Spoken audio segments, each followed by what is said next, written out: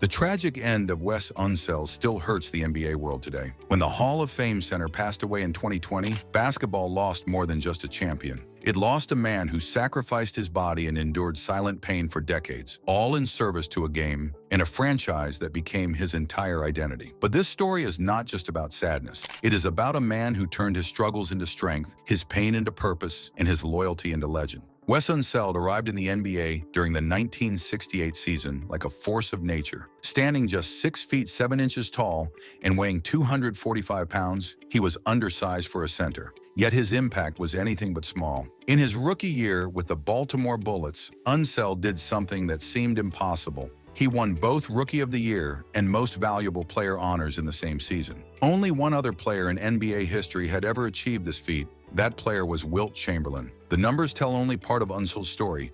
He averaged 13.8 points and 18.2 rebounds per game that first year. His presence alone lifted the Bullets from a 6th-place finish to 1st place in the Eastern Division. The team improved by 21 games in a single season. This was not just good fortune or team chemistry. This was the arrival of a transformational player who redefined what it meant to dominate without dominating the stat sheet. Unseld's game was built on fundamentals and toughness. He set crushing screens that opened lanes for teammates. His outlet passes were so precise and powerful that coaches called them bullet-like in their accuracy. Red Auerbach, the legendary Boston Celtics executive, once called Unseld the greatest outlet passer of them all. These passes ignited fast breaks and turned defensive rebounds into instant offense. What made Unseld truly special was his approach to the game. He never cared about individual statistics. Teammates consistently described him as unselfish, someone who prioritized winning over personal glory. This mindset carried the Bullets to 12 consecutive playoff appearances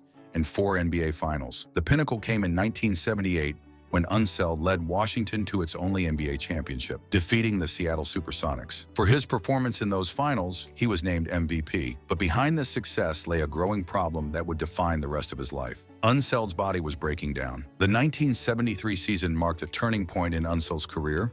Though few people understood it at the time, chronic ankle problems and severe arthritis in his left knee began limiting his effectiveness. He missed nearly 30 games that season through multiple extended absences. When he did play, his performance was noticeably diminished. The pain became so intense that Unseld did something completely out of character. He publicly contemplated immediate surgery and retirement. This was a man known for his mental toughness and determination, yet he admitted fears about ending up crippled during his life after basketball. He worried about becoming a burden on his family. Initially, Unseld dismissed his knee problem as just a little flare-up that would keep him out for only a week or two. But the recurring need for a cast and the constant cycle of recovery made him realize the serious nature of his condition. For the first time in his career, he feared his playing days might be over. A pivotal moment came in late February 1974. Team owner Abe Pollan arranged for Unseld to see Dr. Robert Jackson in Toronto, a world expert in the emerging surgical technique of arthroscopy. The agreement was clear. If Dr. Jackson found serious structural damage, Unseld would undergo surgery and likely retire. If not, he would commit to continuing his career. Dr. Jackson delivered news that was both relief and burden.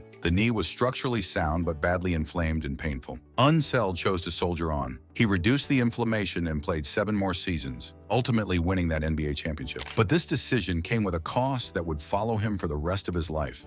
Playing through pain became Unseld's new reality. His arthritic knees became so severe that he frequently skipped entire weeks of practice and pre-game warm-ups. He reserved his tolerance for pain only for the 2 hours of actual game time. In one remarkable display of dedication, he once suited up mere minutes after having 200 cubic centimeters of fluid drained from his left knee. Teammate Mitch Kupchak later revealed the extent of Unseld's sacrifice. Anytime he stepped on the floor, whether for practice or a game, he was in pain. It was not comfortable for him, but he saw it as part of his job. This workmanlike ethos defined Unseld's approach to basketball and life. When Unseld finally retired as a player in 1981, his connection to the Bullets franchise was far from over. He transitioned into coaching, serving as head coach for nearly 7 seasons from 1987 to 1994. His record of 202 wins and 345 losses was not impressive by traditional standards, but his value to the organization extended beyond wins and losses. Unseld's relationship with owner Abe Pollan was built on deep personal loyalty. After Pollen's death in 2009, Unseld candidly admitted that Pollen kept him in positions longer than he should have and longer than Unseld himself wanted. This dynamic revealed how Unseld's character and historical significance afforded him a unique role within the team. Following his coaching tenure, Unseld moved into the general manager role from 1996 to 2003. This period was marked by several controversial personnel decisions that drew significant criticism. He traded for Mark Price, a veteran guard considered washed up who played only 7 games for Washington. He signed Juwan Howard to the NBA's first $100 million contract, a deal many believed Howard never justified with his play. Perhaps most criticized was his trade of 25-year-old rising star Chris Webber for 33-year-old veteran Mitch Richmond. Fans and analysts widely regarded this as an abysmal move. These decisions highlighted a common challenge for former star players transitioning to executive roles. The qualities that made Unseld a great player did not always translate to effective front office management. In retirement, Unseld settled in Westminster, Maryland, staying close to the region where he spent his entire professional career. In 1979, he and his wife Connie opened a private grade school in West Baltimore. Unseld was actively involved in daily operations, often seen mowing grass, mopping floors, and leading children to the gym to shoot baskets. This hands-on commitment demonstrated his dedication to youth development and community service. Unseld's public statements throughout his career consistently reflected a strong sense of personal responsibility. He often spoke of his obligations, not just to the team owner who paid him, but perhaps even more so to his wife and child. He viewed playing through pain and fulfilling his professional duties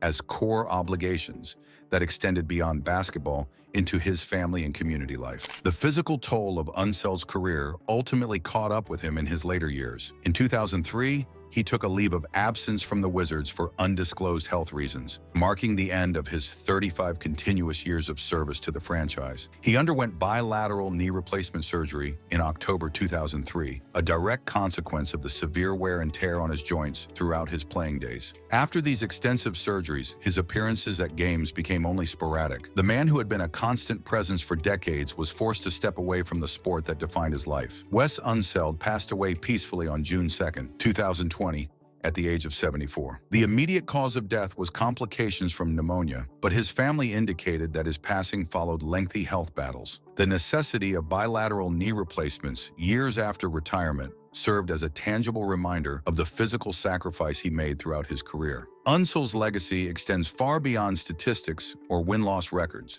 He was inducted into the Basketball Hall of Fame in 1988 in his first year of eligibility. 8 years later, he was named to the NBA's 50th anniversary all-time team. His number 41 jersey was retired by the Washington franchise, a permanent symbol of his contributions. He is remembered for his toughness and selflessness, his determination and ability to execute all the little things that win games. Teammates frequently credited him with elevating their collective performance. Despite the mixed results of his coaching and general manager roles, his enduring legacy is rooted in his identity as a player and person. Wes Unseld became a symbol of his franchise's identity and values. His unique, selfless playing style coupled with unwavering loyalty created an iconic status that transcended traditional measures of success. He represented something rare in professional sports, a player whose character meant as much as his championships. The tragedy of Wes Unseld's story is not that he suffered or struggled. The tragedy is that such suffering was necessary for greatness in his era. He played through pain that would sideline modern athletes and sacrificed his long-term health for immediate team success. Yet Unseld never presented himself as a victim. He saw his pain as part of his job, his loyalty as a point of pride, and his service as an obligation. In doing so, he created a legacy that will endure long after the ache in his knees has been forgotten.